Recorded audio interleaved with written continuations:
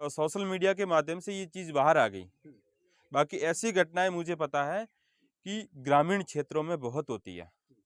जो SC-ST के लोग हैं, उनके पास में इतनी वो सुविधाएँ नहीं है। सिर्फ़ उनके पास में क्या है, खेती-बाड़ी करने के लिए रात में कुछ लोगों ने मारपीट की थी उल्टा लटका करके। तो उस घटना को लेकर के मेरे पास परिवार से काफ़ी समय से फ़ोन भी आ रहे थे और मैं बाहर था, संगठन पार्टी के सिलसिले में जयपुर की तरफ गया हुआ था। तो जैसे ही मेरी रात को यहाँ मैं पहुँचा तो प्रशासन से भी मेरी बातचीत हुई थी। पहले से हमने कहा था कि भाई जो अपराधी है उनकी गिरफ्तारी हो जाए।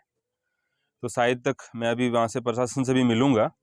पर उससे पहले मैंने उनसे समझा कि मैं परिवार से बातचीत कर लूँ कि परिवार के क्या उनके साथ में घटना घटित हुई है। जब मैं परिवार से मिला तो मुझे लगा कि आज भी इस देश में संविधान लागू नहीं है। जो पूर्ण पहले की व्यवस्था थी वो व्यवस्थाएं चल रही है। किसी के साथ में मारपीट करके उसको जमीन हड़पने का काम करना या किसी कुछ ऐसी घटना करके उस परिवार को, उसके गांव के लोगों को या उस बंदे को गांव से बेदखल करने का या कुछ ऐसे तरीके अपनाए जाते हैं। जैसा परिवार ने मुझे बताया कि कुछ लोग आते हैं परिवार घर पे बुलाने के लिए। आप देख सकते हैं कि कैसा परिवार है, घर है इनका, कैसे गरीब परिवार है। बुलाया है कि आप आइएगा। जब ये परिवार वहां जाता है, कोई बातचीत नहीं होती है, सीधी मारपीट शुरू की जाती है।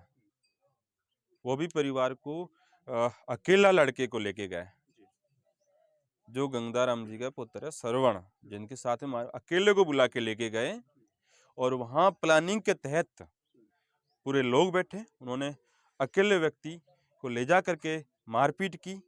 फिर दूसरे लोग भी पहुंचे, उन्होंने कहा कि आप इन्हें छोड़ दीजिए। उन्होंने कहा कि इन्होंने चोरी की है, परंतु इन्होंने कोई चोरी नहीं की थी उस रात पे, किसी भी प्रकार का कोई ऐसा, सिर्फ ये था कि इनका शक है। शक के दायरे में आप किसी के साथ मारपीट नहीं कर सकते, वो भी इतनी बेरहमी से मारपीट। आपने फोटो देखे होंगे, वीडियो देखे, उल्टा लटकार कर गए। बहुत बड़ी घटना। दुख होता है अंदर से कि आज देश में संविधान लागू हुए 70-75 साल हो रहे हैं और आज भी ऐसी घटनाएं होती है। ये तो अच्छा है कि सोशल मीडिया के माध्यम से ये चीज बाहर आ गई। बाकी ऐसी घटनाएं मुझे पता है कि ग्रामीण क्षेत्रों में बहुत होती है। जो SC-ST के लोग हैं, उनके पास में इतनी वो सुविधाएं नहीं है। सिर्फ उनके पास में क्या है, खेती बाड़ी करने के लिए थोड़ी बहुत जमीन, और उस जमीन के ऊपर भी दूसरे लोगों की नजर रहती है। जैसा मैं आपको बता रहा हूँ कि इस परिवार को बुलाया, उस श्रवण कुमार को मारपीट की गई। फिर इनके परिवार के 2-3 लोगों को लेके गए, वो गए वहां, उन्होंने कहा कि आपके बच्चे ने चोरी की है, ठीक, और हम आपको 3.5 लाख रुपए का जुर्माना डाल रहे हैं आपके ऊपर, ठीक। अब मुझे नहीं पता कि कौन था वो व्यक्ति। नाम अभी इन्होंने थोड़ी देर में नाम भी देंगे मुझे कि भाई किसने ये सारी चीजें की। फिर उसके बाद में उनके कहने के बाद में इनसे ये कहा जाता है कि आपके पास 3.5 लाख रुपए नहीं है, तो आप अपनी जो जमीन है वो हमें दे दीजिए। अच्छा, सामने वाला पक्ष से उन्होंने कहा है कि अगर आपके पास 3.5 लाख रुपए नहीं है तो आप जमीन दे दीजिए।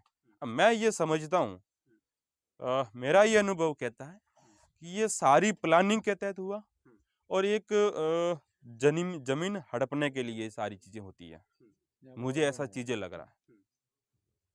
अगर ऐसा चीजें होती है तो शायद शासन और प्रशासन को कठोर कानूनी कार्रवाई करनी चाहिए।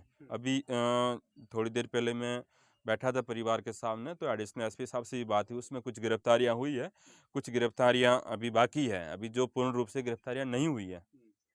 अभी थोड़ी देर बाद हम वापस मिलेंगे उनसे और परिवार के साथ में बैठ करके प्रशासन से वार्ता और करेंगे, कहेंगे कि भाई गिरफ्तारी क्यों नहीं हुई अभी तक। क्योंकि जहां तक मुझे इस जानकारी में पता चला है कि इस घटना में राजनीतिक इन्वॉल्व बहुत बड़ा है।